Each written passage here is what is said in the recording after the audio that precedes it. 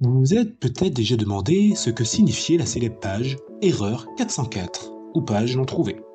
Bonjour à tous. Aujourd'hui, nous allons nous plonger dans l'univers fascinant des codes d'erreur sur Internet et plus particulièrement l'erreur 404.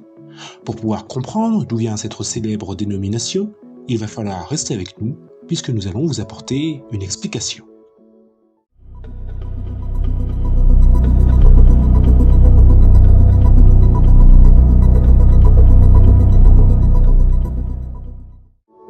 Pour faire simple, l'erreur 404 est un message qui apparaît lorsqu'une page web ne peut pas être trouvée. Cette erreur est liée au HTTP ou Hypertext Transfer Protocol, qui est un ensemble de règles permettant de transférer des informations sur le web. Le HTTP va permettre aux navigateurs web tels que Chrome ou Firefox et aux serveurs de pouvoir communiquer entre eux. Les serveurs, ce sont des ordinateurs qui vont permettre d'héberger les sites web. Lorsque vous essayez d'ouvrir une page web, votre navigateur va envoyer une requête à un serveur. Ce serveur va répondre à cette requête avec un code de statut HTTP. Et cela va permettre de pouvoir vous indiquer comment cette demande s'est déroulée. Si tout va bien, vous voyez la page que vous voulez chercher. Mais si le serveur ne trouve pas la page, il va vous renvoyer un code erreur 404, qui vous indique que la page est introuvable.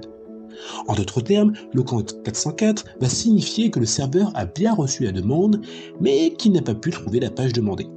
Ainsi, la ressource que vous essayez de chercher n'existe pas à l'adresse qui est indiquée.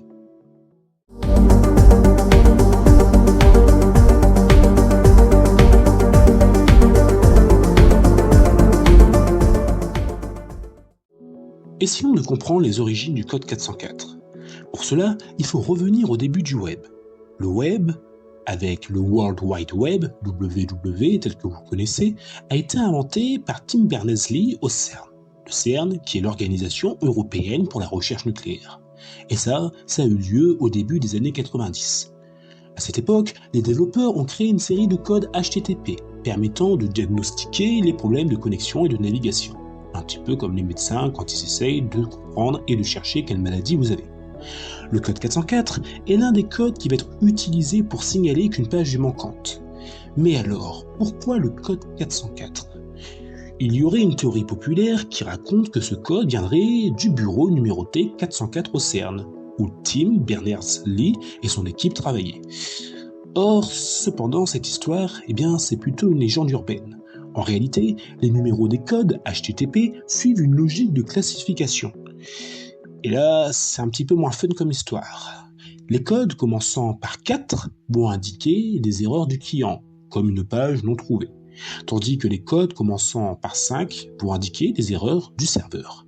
Ainsi, le numéro 404 a été choisi dans cette logique, sans rapport avec un bureau spécifique au CERN, tel qu'on aurait pu le penser.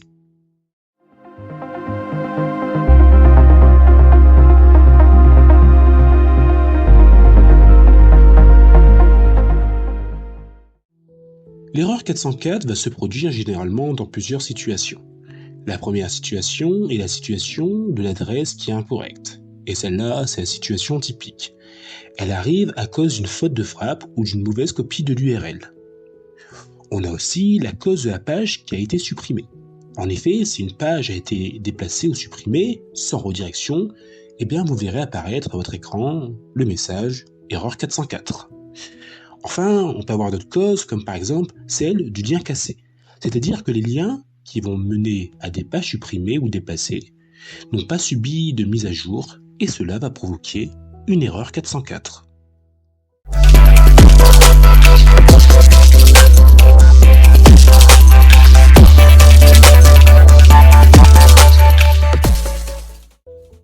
L'erreur 404 nous rappelle que le web est un univers complexe et en constante évolution. Bien que cela puisse être agaçant, cette erreur est utile car elle nous aide à repérer et corriger les problèmes de liens et de contenu sur les sites web. Ainsi, gérer correctement les erreurs 404 va nous permettre d'améliorer non seulement l'expérience des utilisateurs, mais aussi la crédibilité des sites web.